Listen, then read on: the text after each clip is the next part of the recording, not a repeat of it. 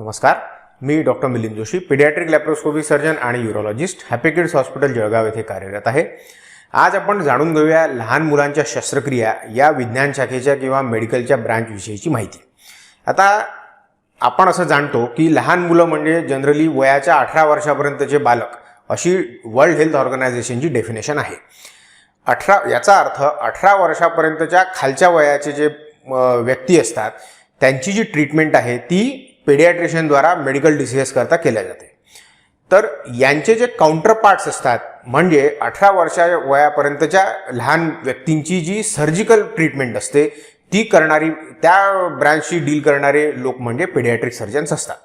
आता पेडियाट्रिक सर्जन्सचं आणखी एक वैशिष्ट्य असंही आहे की most of the paediatric surgeons म्हणजे 99.99% पेडियाट्रिक सर्जन्स हे जनरल सर्जरी म्हणजे 3 वर्ष general surgery, adult surgery training घेऊन नंतर पुढचे 3 वर्ष हे लहान मुलांच्या शस्त्रक्रियेचं सुपर स्पेशालिझेशनचे एज्युकेशन घेतलेले सर्जन्स असतात. त्यामुळे त्यांचा पेशंटकडे बघण्याचा दृष्टिकोन हा निव्वळ एका सर्जनसारखाच न येता एका पेडियाट्रिशियनच्या बरोबरीने त्यांचं लहान मुलांच्याकडे बघण्याचा दृष्टिकोन असतो.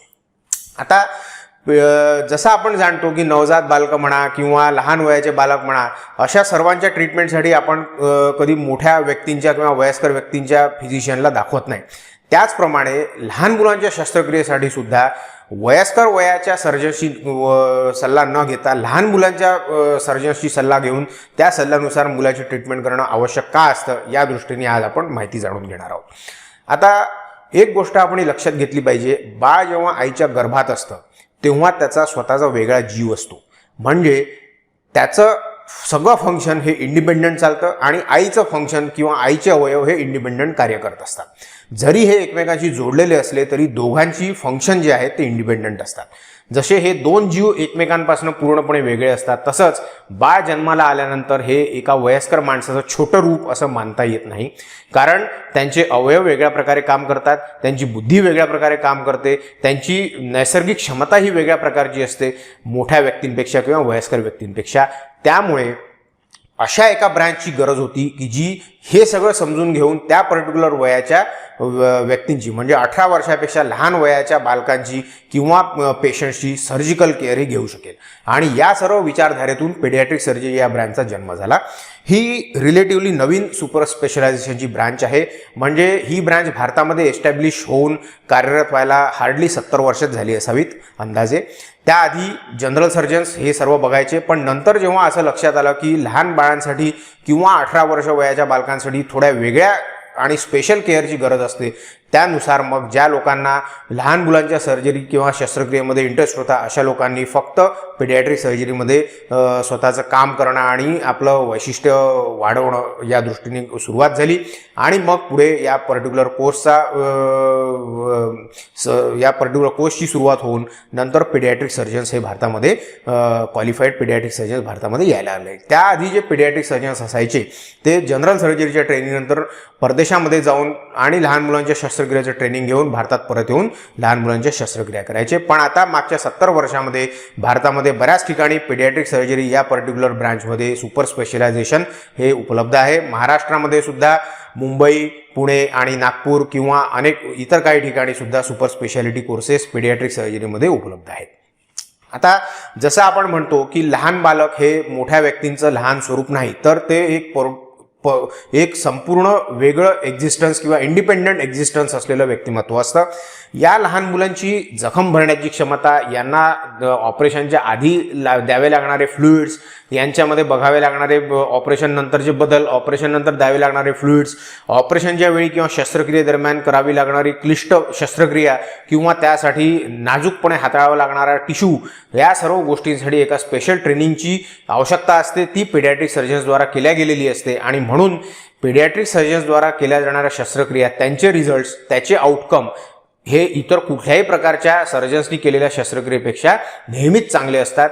त्यामुळे पेडियाट्रिक सर्जन्सच्या हातून जेव्हा शस्त्रक्रिया होते लहान मुलांची तेव्हा त्याचे बाळाच्या सुरक्षिततेच्या दृष्टीने ते जास्त योग्य ठरण्याची शक्यता स्टॅटिस्टिकली प्रूव्हन आहे आणि वर्ल्ड ओव्हर याबद्दल कुठल्याही प्रकारचं दुमत नाही आहे.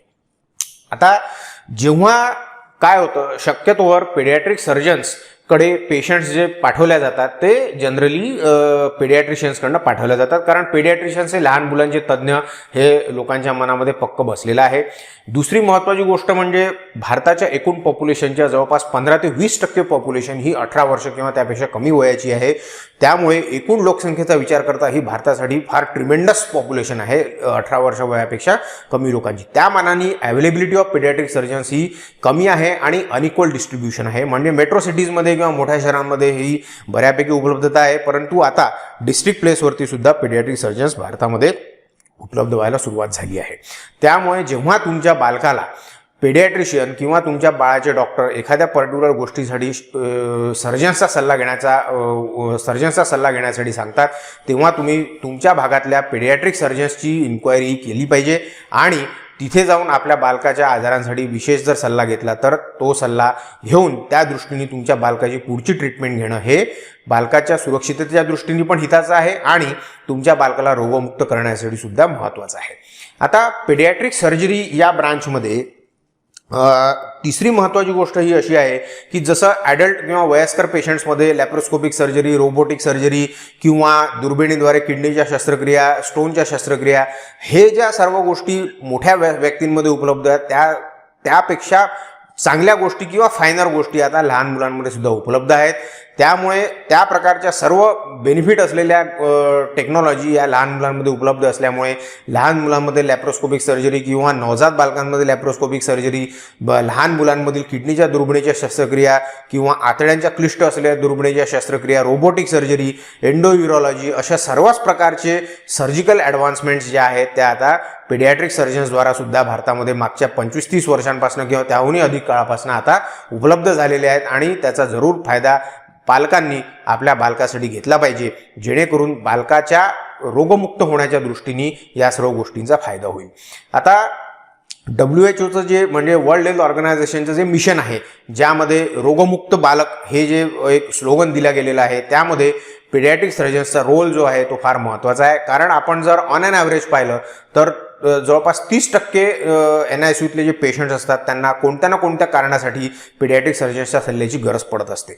म्हणजे तुम्ही असा विचार करा, राईट फ्रॉम डिफिकल्ट सलाईन लावण्याची जी सुई असते, ज्याला आम्ही IV लाईन इन्सर्शन म्हणतो, तर डिफिकल्ट IV लाईन इन्सर्शन किंवा अम्बिलिकल वेन कॅथेटरायझेशन किंवा व्हीनस कटडाऊन या सोप्या किंवा रुटीन लागणाऱ्या प्रक्रियांपासून ते अत्यंत क्लिष्ट अशा सर्जिकल प्रोसिजर्स इथपर्यंत सुद्धा प्रत्येक वेळी पेडियाट्रिक सर्जन्सची गरज पडते. त्यामुळे लहान मुलांच्या शस्त्रक्रियेच्या दरम्यान जेव्हा एकापेक्षा जास्त अशा सर्जन्सची सुद्धा गरज असते एखाद्या पेशंटमध्ये, तेव्हा सुद्धा पेडियाट्रिक सर्जन हा त्या टीमच्या केंद्रस्थानी असतो आणि तो बाकी सर्व लागणाऱ्या सर्जन्सची किंवा विशेषज्ञांच्या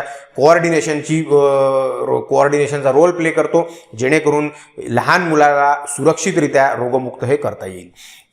आता पेडियाट्रिक सर्जन्स हे जे मी सांगतो आहे, जे 18 वर्ष वयापर्यंतच्या मुलांच्या ट्रीटमेंटसाठी विशेष प्रकारे ट्रेंड असतात, ते मोस्ट ऑफ द टाईम स्वतः जनरल सर्जन्स असल्यामुळे त्यांचं बेसिक सर्जिकल ट्रेनिंगसुद्धा खूप चांगल्या प्रकारे झालेलं असतं आणि त्यामुळे त्यांचा जो एक पर्स्पेक्टिव्ह ज्याला आम्ही म्हणतो तो लहान मुलांच्या दृष्टीने अत्यंत योग्य प्लॅटफॉर्मवर तयार झाला असतो आणि त्यानंतर त्यांचं हे पुढचं 3 वर्षाचं सुपर स्पेशलायझेशन असल्यामुळे त्यांच्या दृष्टीने त्यांच्या हातून तुमच्या बालकाच्या शस्त्रक्रिया होणं हे तुमच्या बालकासाठी केव्हाही अत्यंत योग्य आहे.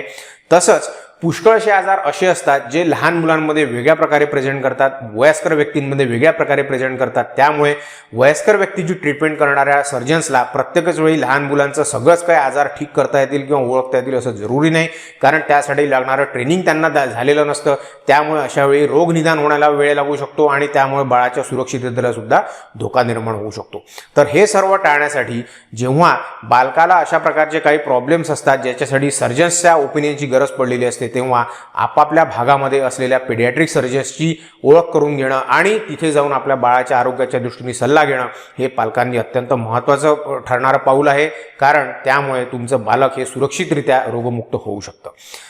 हा व्हिडिओ जर तुम्हाला आवडला असेल तर याला लाईक करा, शेअर करा. पुढल्या वेळी जाणून घ्या अजून दुसऱ्या आजाराबद्दल. आमच्या चॅनेलला सबस्क्राईब करा. धन्यवाद.